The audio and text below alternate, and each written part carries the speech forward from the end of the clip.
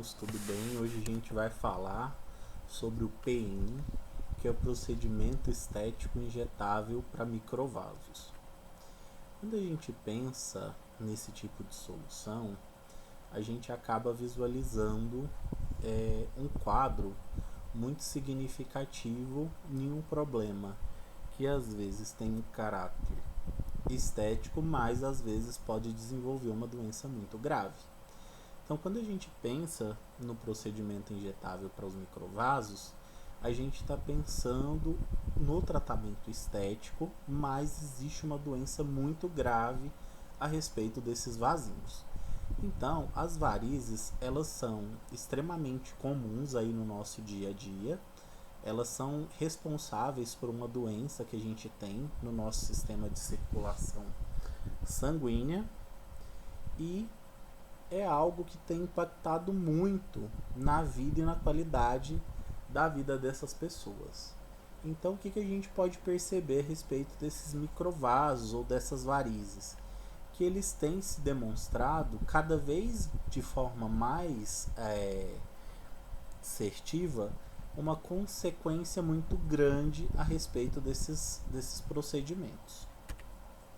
Então, os diversos estudos eles demonstraram que eles estão associados principalmente ao que a gente chama de doença venosa crônica. E essa doença, ela geralmente tem afetado muito mais as mulheres do que os homens. Então, os dados epidemiológicos desse tipo de doença mostram muito mais uma frequência das varizes nas mulheres do que nos homens. Geralmente, como que a gente vai associar essas varizes, esses microvasos? Qual que é o surgimento? Qual que é a característica? Qual seria a sintomologia? Geralmente, o paciente ele apresenta muito edema no tornozelo, desconfiguração, eczema crônico, incapacidade, ulceramento, em raros casos, sangramento. E, além disso, a gente vai ter algumas deformidades no pé e prejuízos na qualidade de vida desse determinado paciente. Então, a gente precisa lembrar que o nosso sistema sanguíneo ele é caracterizado por um sistema fechado, ou seja, esse sistema fechado ele é composto por alguns canais que são chamados de túbulos, de tubos que a gente denomina de artéria, capilares e veias.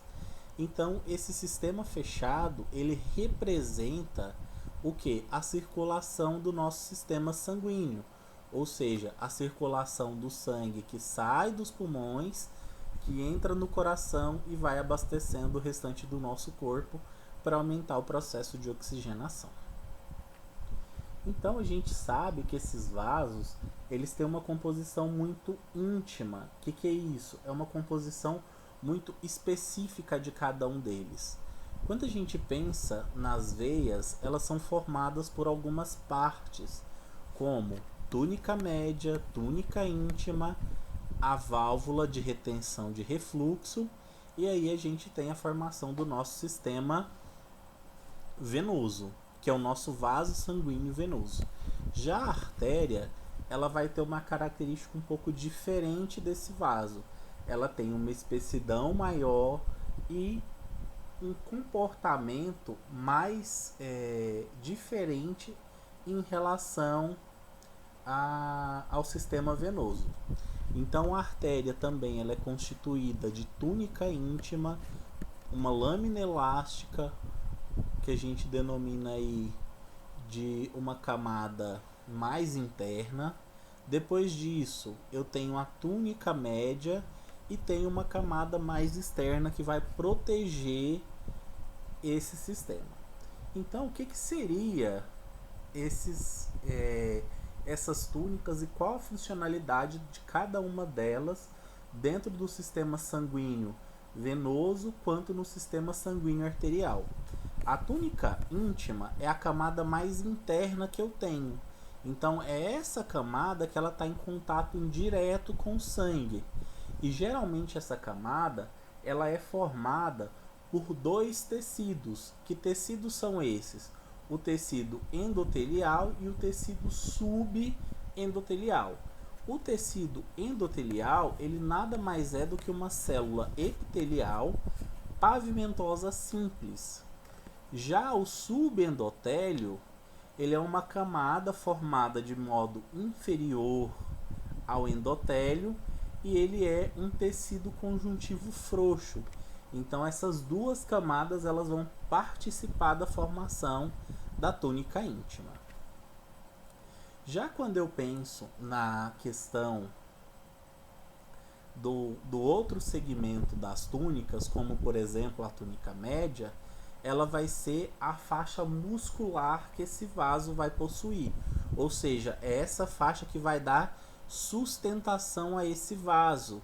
Então, a gente delimita que essa faixa ela é cilindricamente ou conscientemente, ela significa que ela faz a coalescência da luz do vaso, ou seja, a luz do vaso é determinado como se fosse a cavidade interna que o vaso sanguíneo possui. Então a túnica média é ela que vai delimitar o espaço que esse vaso vai possuir. Se vai ser grande, se vai ser pequeno, ou seja, quanto maior o calibre de um vaso, mais espessa é a túnica íntima. E a gente tem nas artérias uma outra túnica que a gente denomina de túnica adventícia. Que túnica é essa? Ela nada mais é do que uma camada externa para proteger mais ainda esse vaso sanguíneo. Lembrando que eu tenho duas camadas diferentes, tem dois sistemas sanguíneos diferentes. Um que passa por extrema pressão, que são as artérias, que está relacionado com o bombeamento do sangue, e as veias, que passam por um sistema de baixa pressão. Então a artéria ela precisa ser recoberta de uma camada extra para garantir esse nivelamento ao acontecer esse processo de bombeamento, ou seja, de elevadas pressões. Então, o nosso objeto de estudo ele vai ser o sistema venoso. Então, o que é esse sistema venoso? Ele nada mais é do que o sistema que recebe o sangue que vai ser levado diretamente ao coração. Esse sangue ele vai ser recebido através dos capilares, ou seja, os capilares eles são responsáveis por irrigar os nossos tecidos. Então os capilares eles estão emaranhados aos tecidos, aonde quando a gente tem o sistema sanguíneo arterial fornecendo sangue, oxigênio e nutrientes, eles vão ser transportados através dos capilares, que vão estar emaranhados nesses tecidos, e depois eles são novamente recolhidos nos capilares arteriais. E aí a gente vai recolher o resíduo, esse sangue com baixa quantidade de oxigenação, e esse sangue ele é novamente encaminhado para o nosso coração. As veias elas podem ser tanto de pequeno quanto de médio calibre. E a túnica adventícia formada nesse tipo de vaso sanguíneo, ela é composta principalmente por colágeno. Ou seja, é uma forma da gente proteger esse sistema e esse sistema ter o quê? Uma segurança. Aqui nos desenhos eu tenho uma representação de como funciona o sistema de recepção de sangue nesse vaso sanguíneo venoso. Então a veia ela sempre comporta uma válvula que impede o refluxo. Ela é composta de túnica íntima, lembrando que a túnica íntima é formada pelo tecido do endotelial e subendotelial. Depois eu tenho a camada da túnica médica que está revestindo a luz daquele vaso, e uma camada de proteção chamada de túnica adventícia, que é ela que vai dar suporte de sustentação. Então, dentro do sistema venoso, eu tenho as veias e os capilares. Como eu havia falado para vocês, os capilares eles vão ser responsáveis por transportar o sangue com o oxigênio para o tecido, mas também ele é responsável por recolher esse sangue e devolver ao coração através do nosso sistema venoso. E aí o que vai acontecer? Um defeito do nosso sistema sanguíneo é a formação das varizes. Lembram lá que a gente tem tipo umas válvulas? Essas válvulas elas podem parar o funcionamento, dando início e surgimento àquela doença venosa crônica. Então, o que essas varizes elas vão representar? Elas vão representar veias tortuosas e dilatadas, ou seja, veias que estão perdendo a sua funcionalidade de transmissão aí desse tecido sanguíneo. Geralmente as varizes elas vão apresentar um diâmetro maior que 3 milímetros, então por isso que a gente fala que as varizes elas são vasos que estão com comprometimento de transporte sanguíneo. Por quê? Elas vão estar tortuosas, ou seja, todas irregulares, e a maioria delas vai estar dilatada. Por isso que a gente tem aí que a variz ela tem uma superioridade de diâmetro de 3 milímetros. Como eu havia falado para vocês, além dela trazer um fardo clínico muito preocupante, as varizes elas acabam interferindo tanto na qualidade de vida quanto na funcionalidade da vida daquele paciente.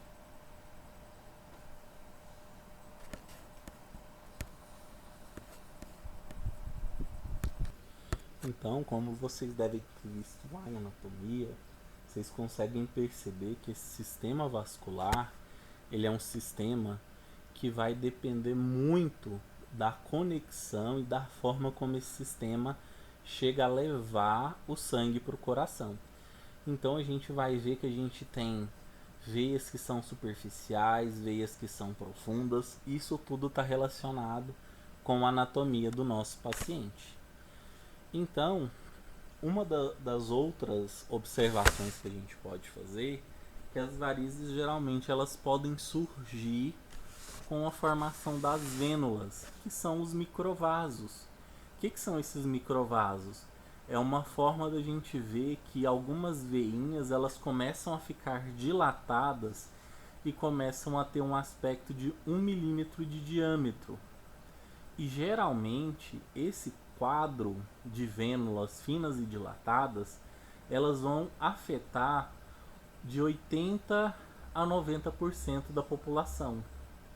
E a incidência desse problema vai chegar aí de 20 até 64%. E quando a gente pensa no desenvolvimento, na forma de qual pessoa sofre mais, qual idade, então a gente fala muito sobre epidemiologia. A epidemiologia desse tipo de doença ela acaba sendo afetada principalmente por indivíduos do sexo feminino.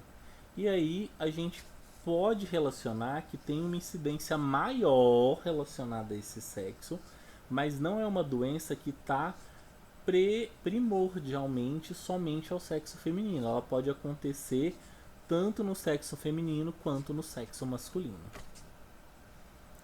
Geralmente, essa doença ela vai afetar fatores, vai contribuir para que a gente tenha uma elevação ou uma intensificação dessa doença quando aumenta-se a idade do paciente, o histórico da família daquele paciente, se a pessoa tem trombose venosa profunda, gravidez pode afetar e algumas condições congênitas como a síndrome de Kaplan-Meier. Então são alguns dos fatores que vão fazer com que essa doença tenha um desenvolvimento maior, mais rápido e muito mais invasivo na vida desses pacientes. Isso vai fazer com que o paciente ele perca a sua qualidade de vida. Lembrando, como estamos trabalhando para proposições estéticas, a gente não vai tratar a causa da doença, a gente vai tratar o que? O aspecto estético, os microvasos que são formados de até 3 milímetros e que a gente não tem aquele comprometimento vascular, ou seja, que isso não está se tornando uma doença. O que a gente pode perceber a respeito do nosso sistema venoso em relação ao sistema arterial? O sistema venoso ele comporta grande volume, ele é um sistema de baixíssima pressão, velocidade, mas é um sistema extremamente resistente. Qual que é a única funcionalidade desse sistema? O transporte do sangue venoso em relação ao coração. Então a característica é coletar o sangue que virá dos capilares e posteriormente o transporte desse sangue até o coração. Ou seja, a gente vai transportar dos membros inferiores para os membros superiores através da veia cava. Então a veia cava vai irrigar o coração e aí a gente vai ter uma renovação e uma recirculação desse sangue, só que no sistema arterial, com um nível de nutrientes e um nível de oxigenação maior. A maioria do nosso sangue, ele geralmente está o quê? Armazenado nas veias profundas, ou seja, as veias dos nossos membros inferiores. Então, só para a gente conhecer um pouco sobre esse aspecto de formação dessa doença venosa crônica, a gente precisa lembrar de algumas situações, como por exemplo, o nosso sistema venoso ele está delimitado principalmente pela fáscia muscular e ele está geralmente com a composição de quais veias? A gente tem a veia femoral, poplítea, fibular, tibial, sóleo e a veia gave.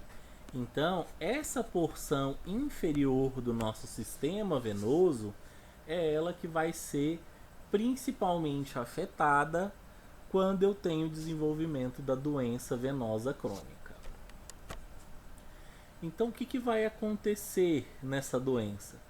Como a gente sabe que existe uma intercomunicação entre as veias superficiais e as veias profundas, o que vai acontecer? Eu vou ter um ajuste ou um mau funcionamento no fluxo dessa válvula.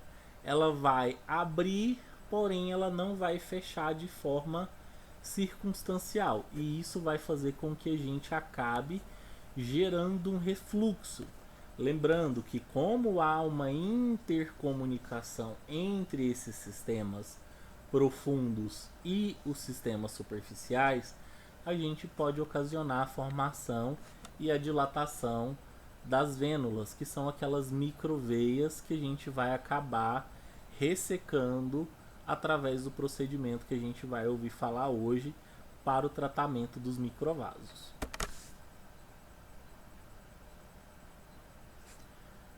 Principalmente as varizes maiores, mais extensas, mais dilatadas, o comprometimento venoso delas vai estar associado principalmente a 3 fatores. Primeiro, o refluxo, por conta de não ter o que? Um processo de fechamento eficiente desse tipo de sistema sanguíneo. A gente pode ter a obstrução ou a insuficiência da bomba muscular da panturrilha, que aí a gente vai ter um problema de não conseguir ter um retorno tão significativo desse sangue direto para o coração. E uma coisa que a gente pode perceber, que apesar de estipularem, pensarem em algumas situações sobre a fisiologia, a origem de onde essa doença começa, ela não tem uma elucidação tão clara, ou seja, existem teorias que explicam o que acontece, como que ocorre a formação, como que ocorre o refluxo, porém ainda não é uma elucidação muito clara sobre o mecanismo de ação principal. Existem duas teorias que vão descrever o que vai acontecer com esses sistemas, que uma dessas teorias é a teoria descendente, que vai descrever a insuficiência valvular em função da pressão, e depois eu posso ter a teoria ascendente, que ela vai estar relacionada como uma insuficiência primária relacionada à parede daquele vaso.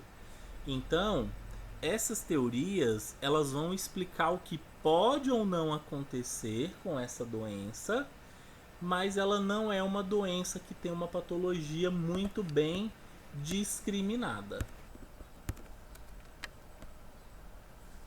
Então, como a gente percebe que as varizes elas têm uma condição muito grande da patogênese e ela é uma patogênese multifatorial, o que vai acontecer? A gente vai ter algumas definições voltadas para uma definição de uma teoria, de uma outra teoria, mas o que a gente precisa entender a respeito da formação da varize é que o quê? Que essa varize ela vai ter uma alteração típica, que é o comprometimento do nosso sistema venoso nos membros inferiores. Então, que a gente pode perceber que o quê? Que eu tenho válvula que antes dela se tornar uma varize, essa veia, ela vai ter uma válvula que tem um funcionamento competente. E isso vai mostrar que existe um fluxo normal nesse tipo de sistema. Porém, quando eu tenho uma veia varicosa, o que vai acontecer? Eu vou ter um funcionamento anormal. Eu vou ter uma veia dilatada, a válvula ela não vai ter um funcionamento tão específico e eu vou ter a dilatação do vaso. Então, como que a gente avalia essa doença venosa? Essa doença venosa, ela nada mais é do que o comprometimento vascular. Esse comprometimento vascular, ele pode ser causado por uma coisa que a gente chama de hipertensão venosa ou trombose. O que aconteceu? Como eu tenho um refluxo e o nosso sangue, vocês sabem que ele é um colóide, ele é formado tanto por uma parte líquida quanto por uma parte sólida. O que vai acontecer? Eu vou começar a formar trombos, porque o sangue ele não vai circular de uma forma muito efetiva. Então, esse trombo ele vai promover o que? Um inchaço, um processo inflamatório e vai acontecer a dilatação do vaso. Uma coisa que é muito prejudicial a respeito da formação desse trombo é o processo de embolia, que nada mais é do que a movimentação do trombo. Então, quando eu tenho uma movimentação muito significativa do trombo ou deslocamento, acontece um processo de embolia. E aí esse processo de embolia, ele pode dar algumas proporcionalidades um pouco diferentes. Mas o que eu queria que vocês entendessem que essa doença venosa crônica, ela vai promover a aglomeração das partículas do nosso sangue, principalmente por conta de uma insuficiência no que? No processo de circulamento do nosso sangue. E isso vai afetar diretamente na qualidade de vida da pessoa. Isso vai gerar dor, a gente vai ter redução da mobilidade e isso pode o quê? Afetar e acarretar uma redução da capacidade de trabalho para essa pessoa. Então, as pessoas que possuem essas varizes, geralmente elas têm alguns sintomas como dor, excesso de peso, inchaço, pernas inquietas, cãibras, coceiras, entre outras sintomologias.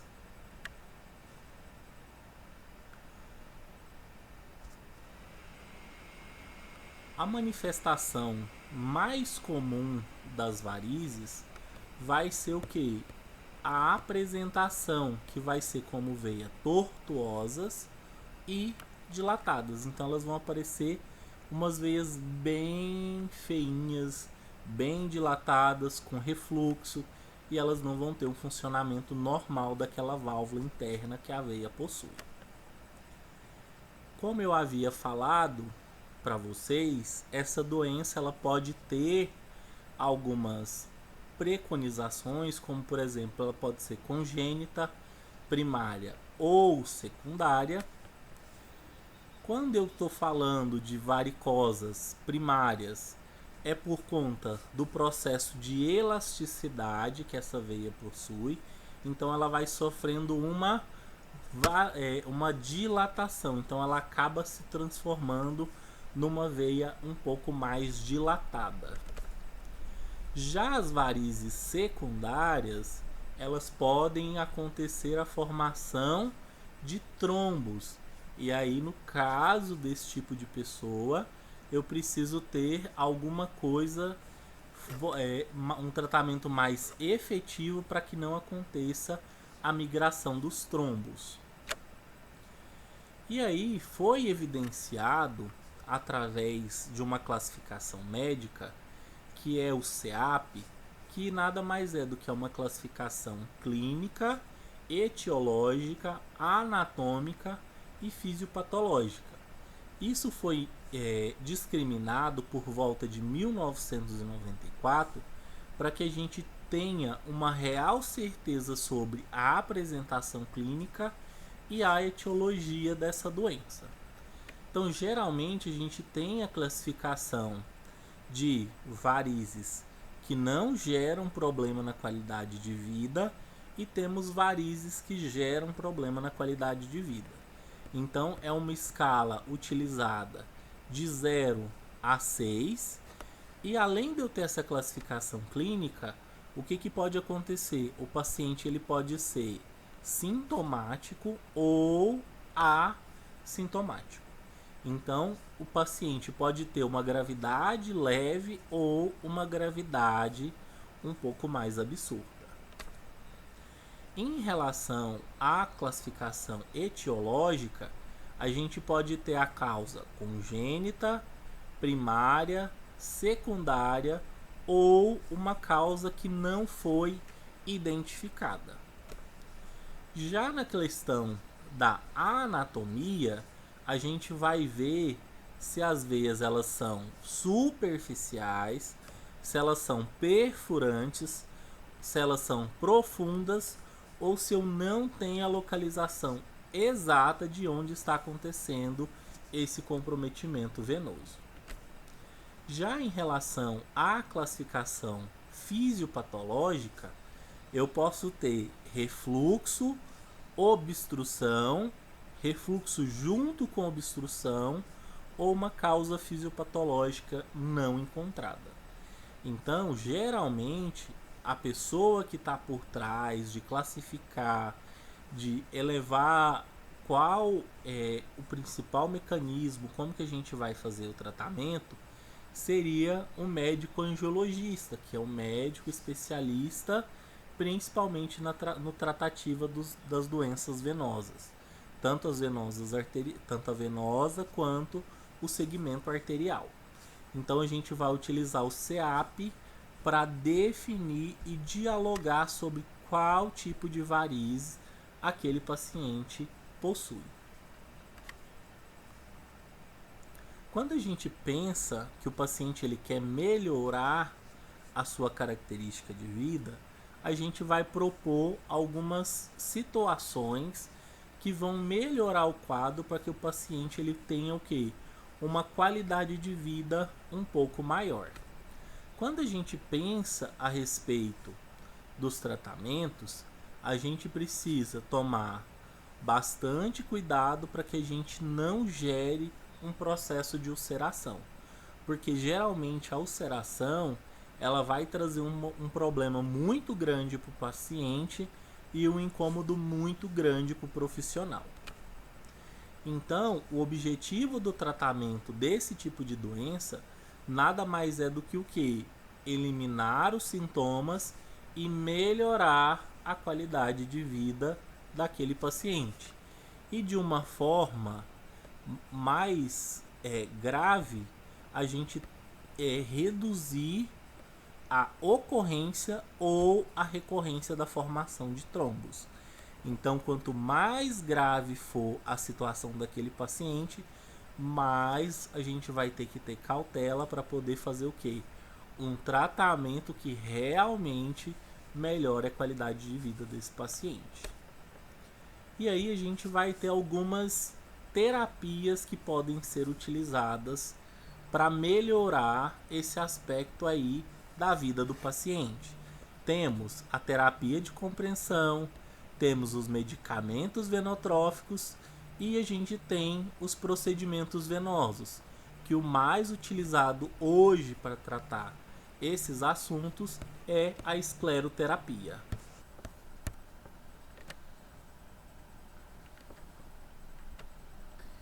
Então, no tratamento com compreensão, eu vou estar utilizando uma meia que vai gerar um tratamento que vai promover de uma forma o alívio para aquele paciente. Então, geralmente, a compreensão ela vai tratar mais principalmente o inchaço, as varizes mais sintomáticas e a formação das úlceras venosas. Já em relação ainda à terapia de compreensão, eu posso utilizar o que para melhorar a situação do paciente? As meias elásticas, os envoltórios multicamadas, elásticos e não elásticos, e a compreensão pneumática intermitente, ou IPC.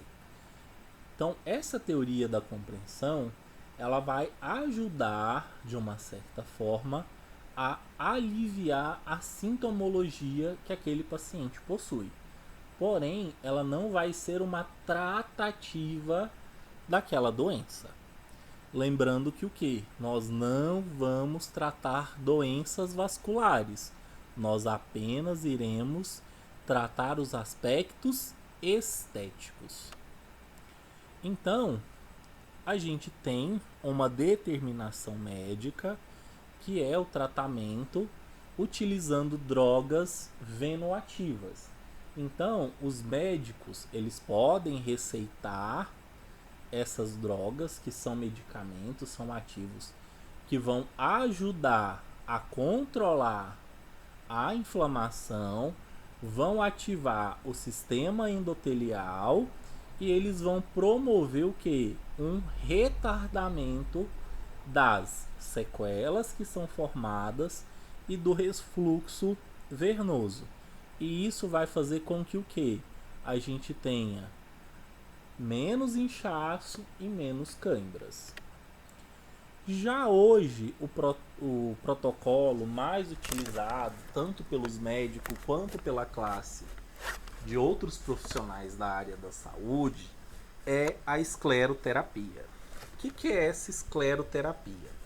Ela é um tratamento que pode ser aplicado tanto para essa doença venosa, que vai delimitar principalmente a classe médica, ou a gente pode fazer o tratamento dos vasinhos, que são relacionados ao tratamento estético, ou seja, nós, profissionais da saúde, não trabalhamos o tratamento desse tipo de doença.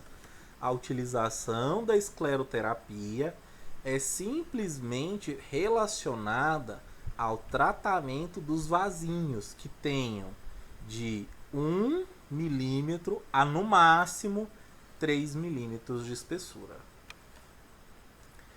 Então, o que a escleroterapia será? Ela nada mais é do que a injeção de um pequeno volume de esclerosante dentro da luz do vaso, que a partir desse momento ele vai gerar um processo fibrótico. O que, que é isso?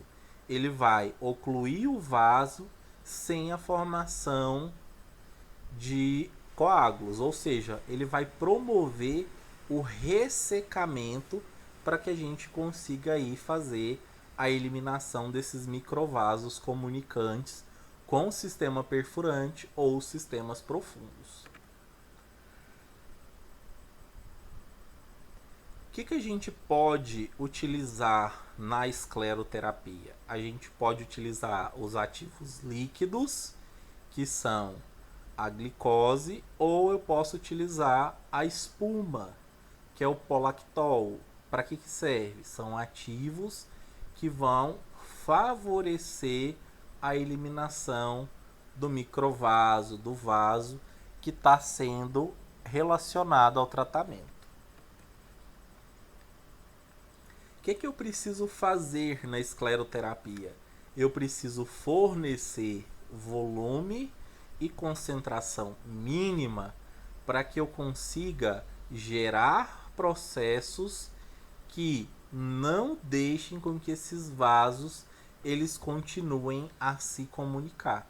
Então eu preciso realizar um procedimento aonde eu consiga cortar a comunicação entre os microvasos e os vasos maiores.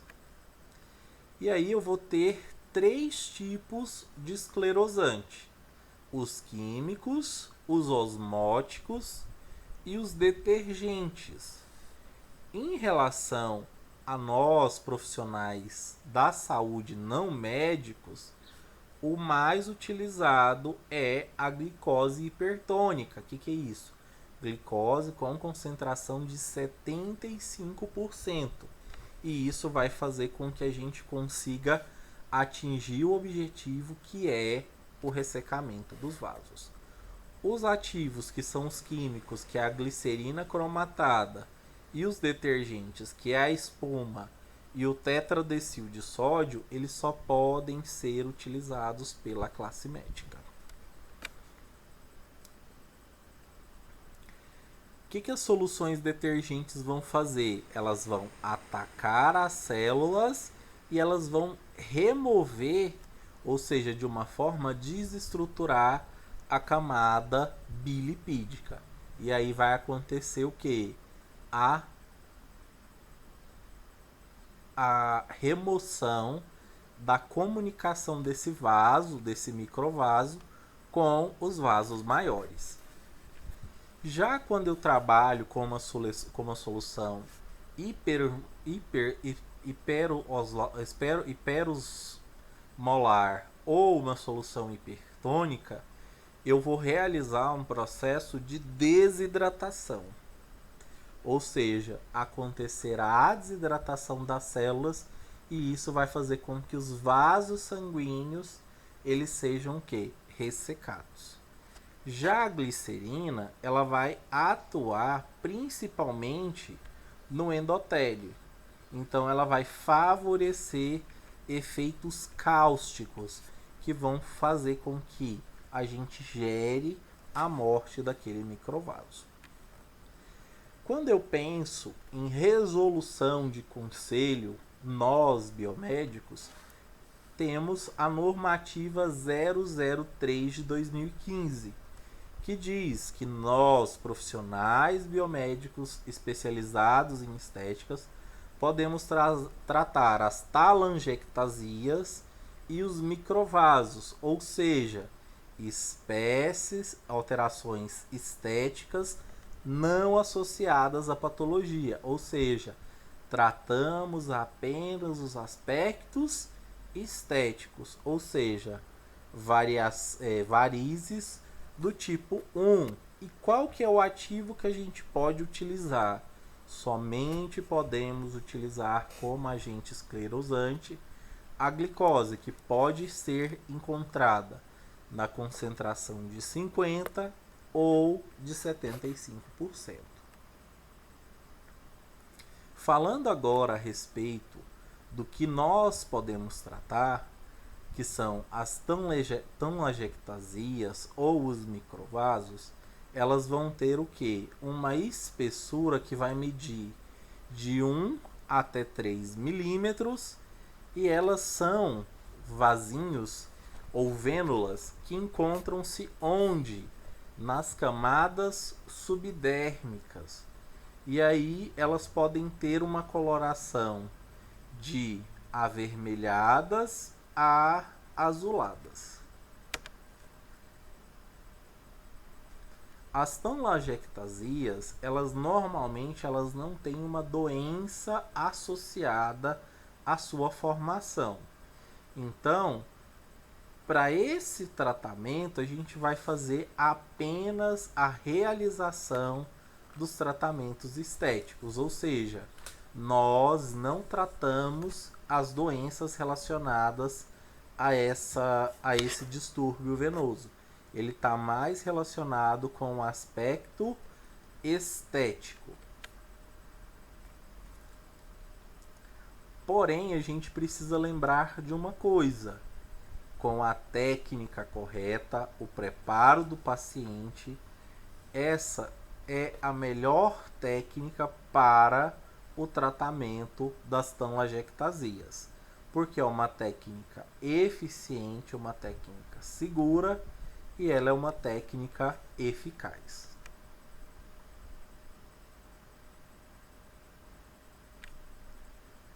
Essa técnica de tratamento das telangiectasias, ela foi baseada principalmente na ingestão de ativos dentro da luz do vaso, de uma forma que eu gere danos irreversíveis à parede celular que aquele vaso possui.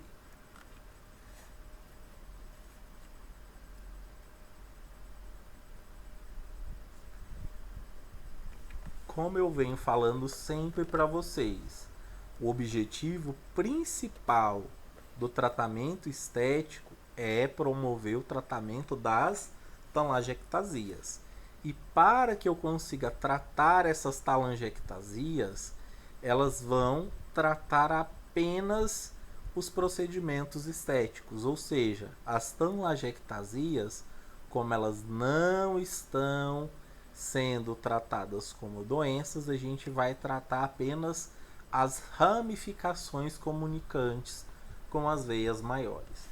E aí a gente vai evitar a formação e o acúmulo sistemático de problemas de refluxo no nosso sistema sanguíneo. Uma coisa que a gente tem que explicar muito bem para o nosso paciente: é um procedimento que envolve agulha, é um líquido irritante. O ideal é que esse procedimento fosse um procedimento indolor. Porém, a gente tem que avisar com a extrema certeza ao nosso paciente que é um tipo de situação um pouco complexa, porque existe uma ideia a respeito de como eu irei tratar esses problemas sem gerar complicações. Então, em primeiro ponto, o tratamento para essa técnica, como utiliza agulhas, é um tratamento que, do meu ponto de vista, pode ser indolor ou ele pode apresentar algumas dores ao longo da percepção do paciente.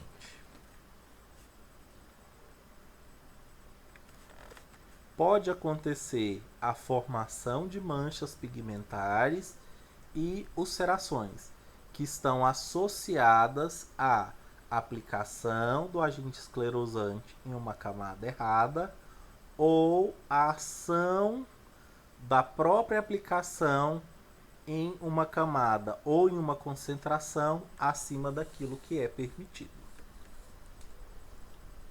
Como eu falei para vocês, existem algumas complicações. As 3 complicações mais frequentes são a ulceração, a pigmentação e as esteiras de telangiectasias. Com a ulceração, a gente tem que aconteceu, provavelmente foi o quê? Um extravasamento do ativo esclerosante.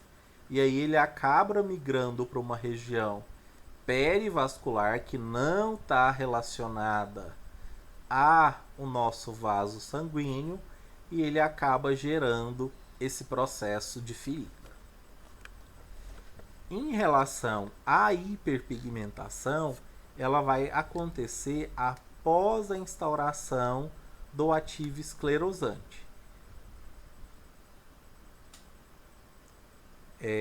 Isso vai acontecer em função da decomposição da hemosiderina na pele e a descoloração desse tipo de situação vai acontecer a pigmentação, que nada mais é do que o que? Um pigmento amarronzado que a gente vai possuir. Em relação ao aumento desse processo de pigmentação, ele vai voltar principalmente à utilização de ativos esclerosantes cada vez o que? Mais fortes. E o mating, que é o aparecimento das telangiectasias, ele vai ser um processo que vai acontecer e ele é um processo que pode ser resolvido de forma natural. Resumindo, a gente tem que a escleroterapia ou PIN é um tipo de procedimento não cirúrgico e esse procedimento não cirúrgico ele vai fazer com que o quê? A gente tenha uma potencialidade maior ou menor em relação ao tratamento desses microvasos. O que a gente pode ter de antemão? Que existem formas de acontecer a aplicação das telangiectasias de forma a não formação de hiperpigmentação, desde que o que? Eu escolha o esclerosante, a concentração e o volume adequado para ser aplicado. Então eu espero que vocês tenham gostado aí da nossa aula e até a nossa próxima aula.